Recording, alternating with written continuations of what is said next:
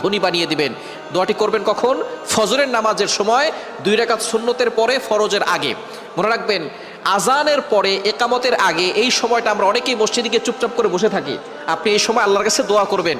এই সময় দোয়া করলে আল্লাহ তাআলা সেই দোয়াটা কবুল করে নেন। আর দোয়া লা ইউরাদ্দু বাইনাল আযানি ওয়াল ইকামা, তিরমিজি শরীফের হাদিস, আবু দাউদ শরীফের হাদিস। আজান ও ইকামতের মাঝখানে দোয়া করলে সেই দোয়াটা কবুল ফিরিয়ে দেওয়া হয় না, সেই দোয়া কবুল করা হয়। আপনি যখনই যেই নামাজে মসজিদে যাবেন, আজান দিয়েছে, একামত হতে একটু দেরি হয়, আপনি সুন্নত পড়ে চুপচাপ বসে থাকবেন না, গল্প করবেন না, আপনি আল্লাহর কাছে দোয়া করবেন। আল্লাহ তাআলা আপনার সকল দোয়াগুলো কবুল করবেন।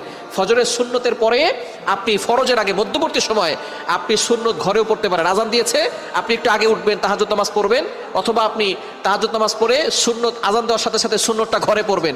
ঘরে পড়ে মসজিদ যদি কাছে হয় তাহলে ঘরে বসে আমল করতে পারবেন, অথবা আপনি চলতে ফিরতে আপনি আমলটা করতে পারবেন। দোয়াটি হচ্ছে লা ইলাহা ইল্লাল্লাহুল মালিকুল হাক্কুল মুবিন। এই দোয়াটা যদি আপনি পড়তে